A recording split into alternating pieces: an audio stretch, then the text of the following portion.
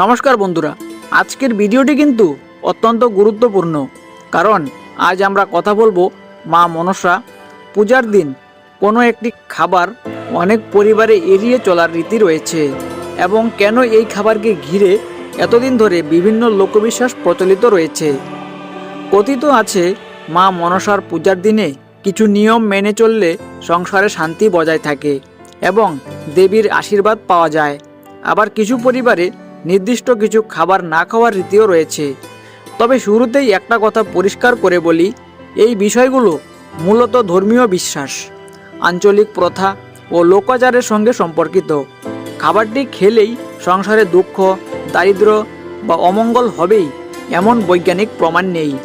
তাহলে সেই খাবারগুলো কি কি? তো বন্ধুরা, ভিডিওটি শেষ পর্যন্ত দেখুন।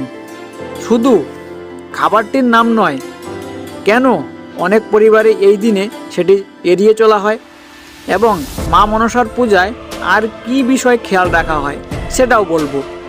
তো যারা যারা এখন চ্যানেলটি সাবস্ক্রাইব করোনি, চ্যানেলটি সাবস্ক্রাইব করে দাও, একটা লাইক করে দাও এবং তার পাশে থাকা বেল ঘন্টিটা অন করে অল সেট আপ করে দাও। কেননা এমন ধরনের ভিডিও এই চ্যানেলে আসতেই থাকে।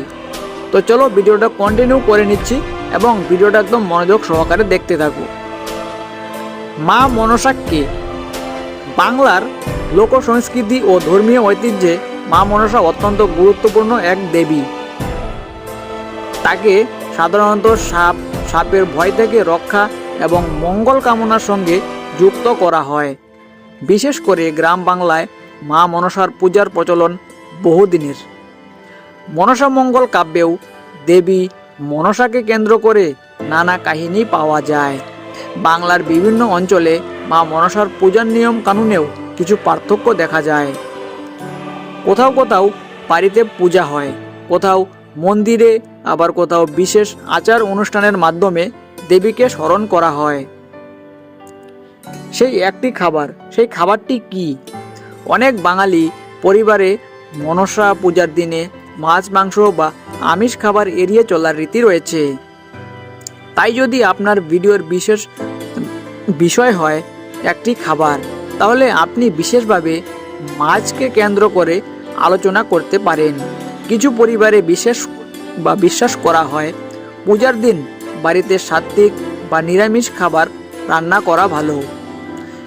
আবার অনেক পরিবারে মাছ খাওয়ার রীতিও রয়েছে, অর্থাৎ এটি সবার জন্য একই ধর্মীয় নিয়ম নয়। তাই কেউ মাছ না খেলে সেটা আর পারিবারিক বিশ্বাস ও পূজার নিয়মের অংশ হতে পারে। কেন মাছ এড়িয়ে চলার রীতি রয়েছে? এর পেছনে বিভিন্ন অঞ্চলে বিভিন্ন লোকবিশ্বাস রয়েছে।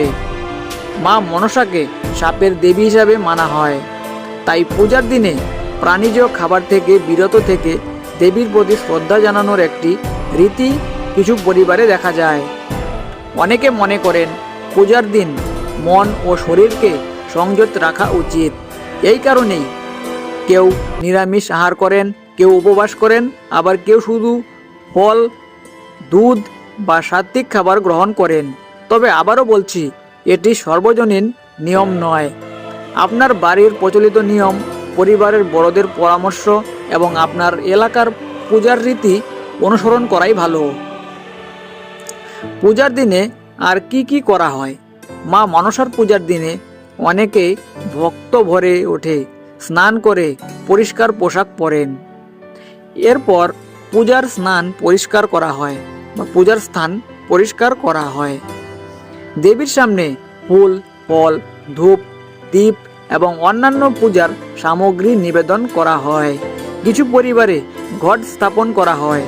অনেকে মা মনসার নাম স্মরণ করে প্রার্থনা করেন, মা আমাদের পরিবারকে বিপদ থেকে রক্ষা করুন, সংসারে শান্তি দিন এবং সকলের মঙ্গল করুন। বিশ্বাসের দিক, এই প্রার্থনার মূল উদ্দেশ্য হল ভক্তি, শ্রদ্ধা এবং পরিবারের মঙ্গল কামনা। পূজার দিনে কি করবেন না?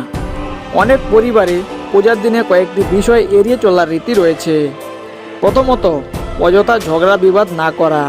দ্বিতীয়ত, কারো মনে কষ্ট না দেওয়া। তৃতীয়ত, অহংকার বা রাগ থেকে দূরে থাকা। চতুর্থ, পূজার স্থান অপরিষ্কার না রাখা। এবং পঞ্চমত, নিজের পরিবারের প্রচলিত পূজার নিয়মকে সম্মান করা।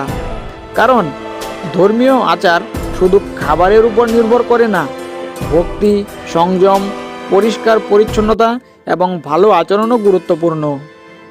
তাহলে কি কি খাবেন? যারা পূজার দিনে নিরামিষ খাবার গ্রহণ করেন তারা সাধারণত ভাত, ডাল, শাকসবজি, আলু, কুমড়ো, লাউ, পটল ইত্যাদি দিয়ে সাধারণ নিরামিষ খাবার খেতে পারেন। কেউ কেউ ফলাহারও করেন। তবে আপনার যদি কোনো স্বাস্থ্যগত সমস্যা থাকে বা বিশেষ খাদ্য নিয়ম থাকে তাহলে শুধুমাত্র ধর্মীয় কারণে নিজের স্বাস্থ্যের ক্ষতি করবেন না। সংসারের অমঙ্গল কি সত্যি খাবারের কারণে হয়? এখানে একটা গুরুত্বপূর্ণ কথা বলা দরকার। কোনো নির্দিষ্ট খাবার খাওয়ার কারণে সংসারে দারিদ্র্য, অশান্তি বা বিপদ নেমে আসে এমন বৈজ্ঞানিক প্রমাণ নেই। সংসারের সুখ শান্তি অনেক বিষয়ের উপর নির্ভর করে। পরিবারের মানুষের সম্পর্ক, অর্থনৈতিক পরিস্থিতি, স্বাস্থ্য, পারস্পরিক সম্মান এবং জীবনের নানা বাস্তব কারণ। তবে ধর্মীয় বিশ্বাস মানুষের মনে শান্তি ও ভরসা দিতে পারে। তাই আমরা বিশ্বাসকে সম্মান করব, কিন্তু ভয় ছড়াবো না। আজকের দিনে সবচেয়ে গুরুত্বপূর্ণ শিক্ষা। মা মনসার পূজার দিনে শুধু কি খেলাম আর কি খেলাম না সেটাই গুরুত্বপূর্ণ নয়।